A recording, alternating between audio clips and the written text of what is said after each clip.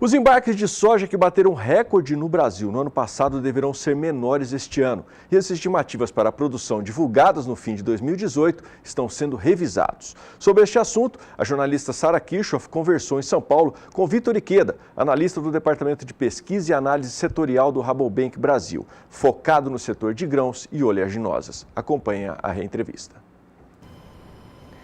No fim do ano passado, o banco holandês Rabobank falou sobre uma perspectiva de uma produção de soja no Brasil no ciclo 2018-2019 de 123 milhões de toneladas, só que esses números estão sendo revisados.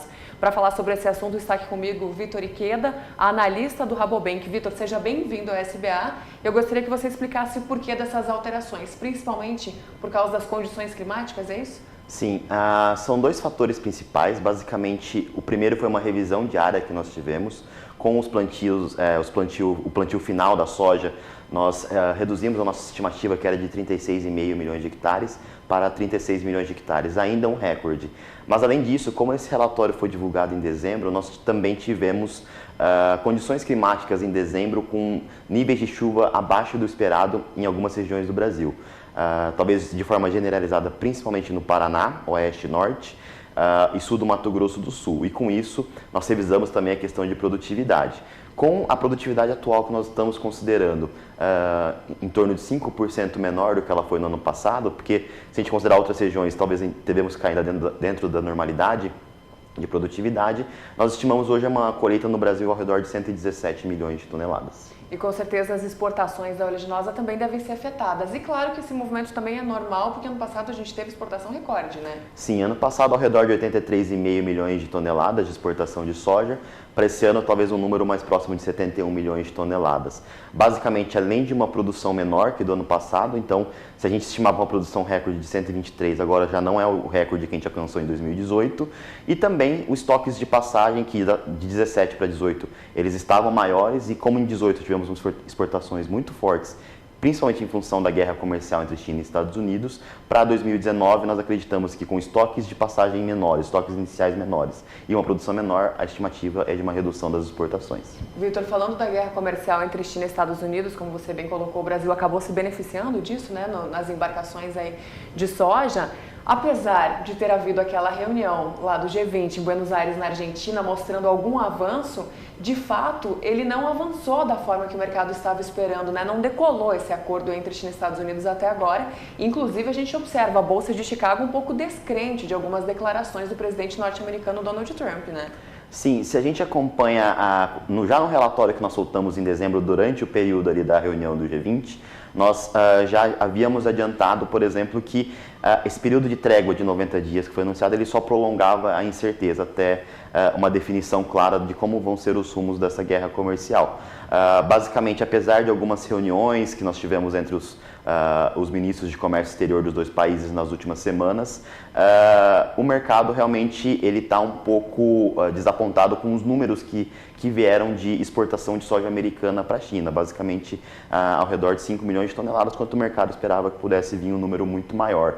E isso, obviamente, tem se refletido em Chicago, que realmente os preços não tiveram suporte em função de um eventual acordo que não ocorreu ainda, estão em período de negociação. Provavelmente uma nova reunião anunciada aí para o início de fevereiro, mas é válido ressaltar que no final de fevereiro termina esse período de 90 dias de trégua. E o mercado também está sendo prejudicado pelo recesso lá nos Estados Unidos parcial do governo, que vem fazendo com que o Departamento de Agricultura norte-americano também não esteja lançando aqueles boletins mais completos em relação à produção norte-americana, né?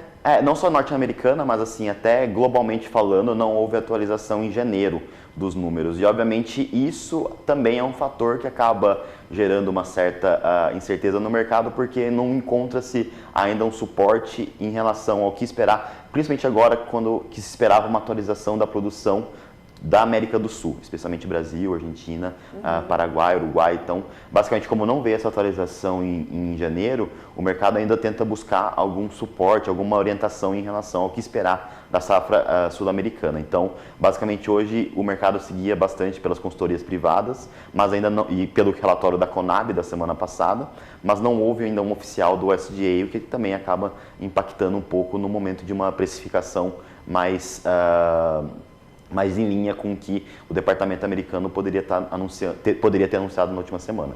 Acaba impactando globalmente mesmo nos negócios.